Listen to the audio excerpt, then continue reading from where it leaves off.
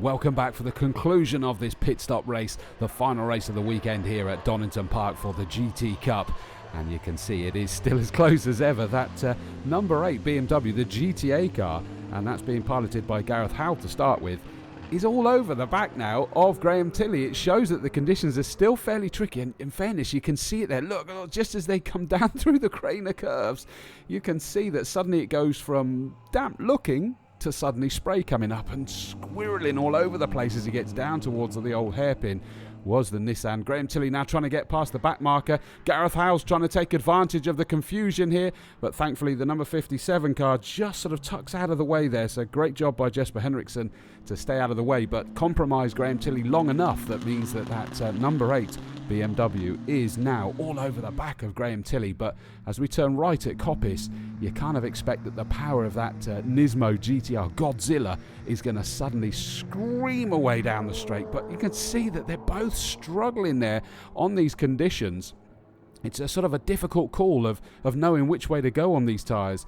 And down towards the Robert chicane, and you see Tilley did pull away from Gareth Howell as they went down the exhibition straight, but not necessarily by masses, so it goes to show how good that Jeff Steele BMW is.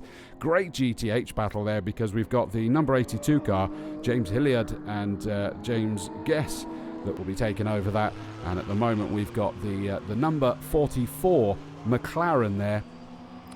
John Whitehouse started that one and he's making the move, so that's moving him up a place in the GTH battle as he gets more and more comfortable with these conditions around the outside. He's not got it done yet, has he? He's still trying to battle it all the way around the outside. Oh, a little bit of a love tap there, and I think that was probably that James Hilliard just ran a little bit wide in the number 82 car there.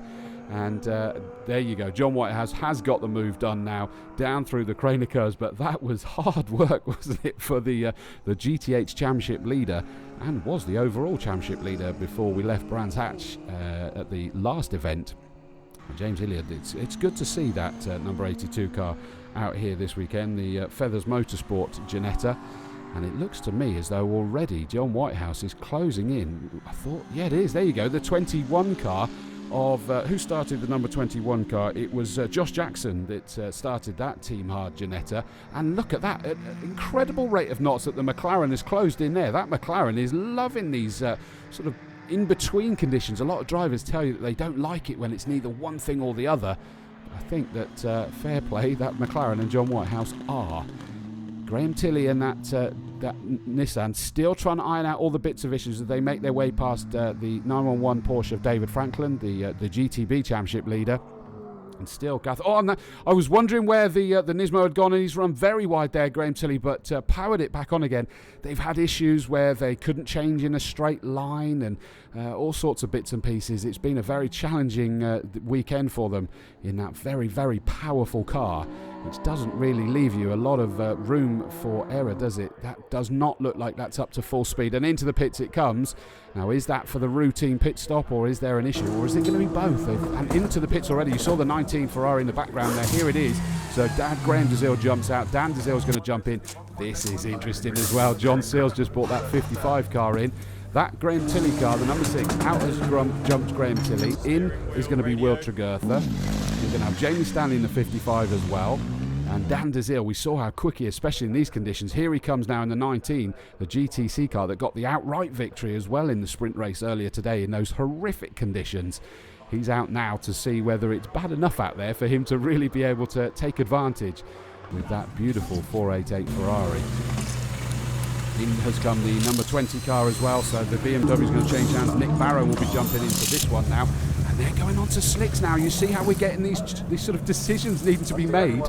Are they staying on the wets? Are they going on to the slicks?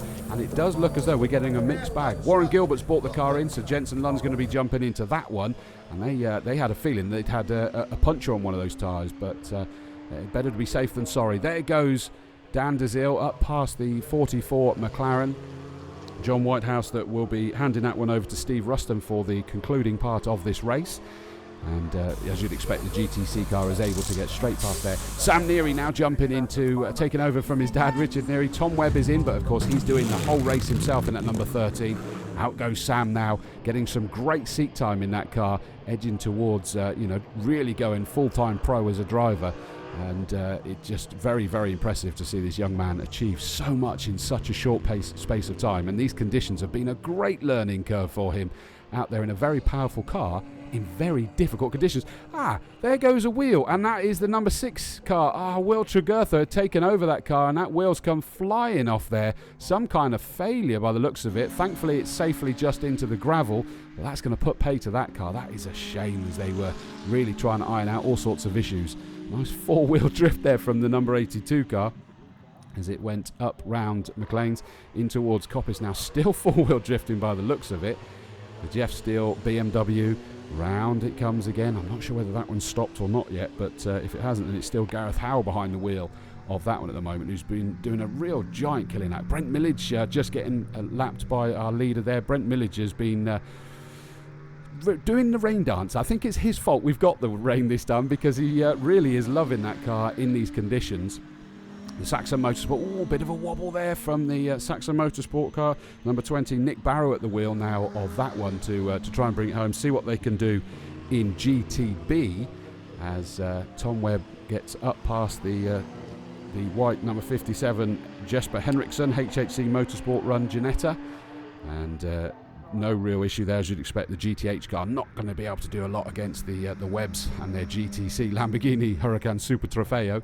This is the GTB battle here then, so it is Jensen Lund, that's at the wheel of the number 3 Marcus, but it looks to me as though that BMW is got the inside line. Is he going to really rough it out at the inside, squirreling under the brakes, throws it up? What a fantastic lunge that was, just about keeping it within track limits as well. How on earth did he do that? It was like riding a bucking bronco all the way down in towards the Roberts chicane, but a great job by Nick Barrow, moving that number 20 BMW up into the lead of GTB.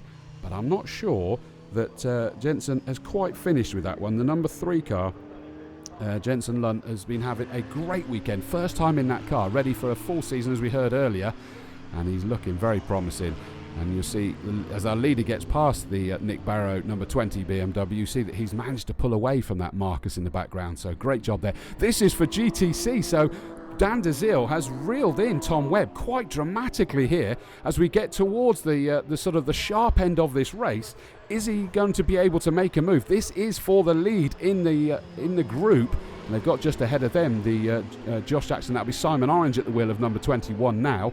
So it is going to be mighty, mighty close as we come through to the dying moments of this. The sun is going down. It's almost like a night race here in these conditions with the dark clouds we've had overhead. Down through to Old Hairpin we go. Dan DeZiel desperate to try and find a way up into the lead of GTC. Is he going to be able to do enough? It's actually 3rd and 4th on the road overall as well.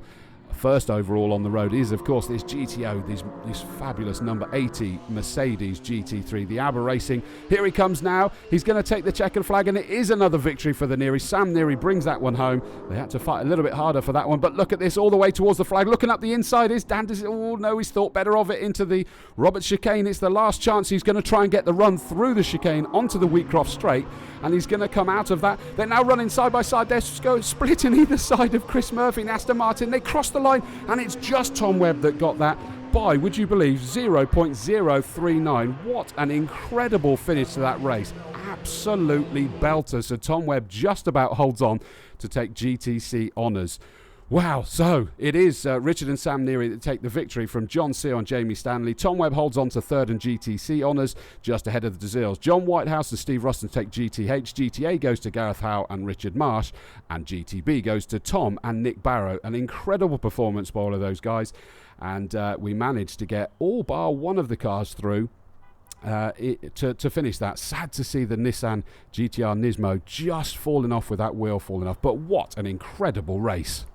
So as we head for the final event of the year at Snetterton, it is the Webbs that lead the way overall and GTC with 491 points, but only 3 points back for Steve Ruston and John Whitehouse, who lead GTH. John Seale, Jamie Stanley lead GTO in 4th place, and 6th place and leading GTB is the 911 car of David Frankland.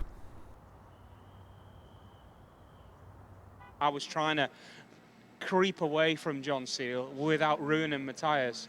And then we decided I would just stay in the car and see which way they jumped. So they went to slicks. Then we stayed out 3 more laps to monitor their lap times versus what I could do on the wets.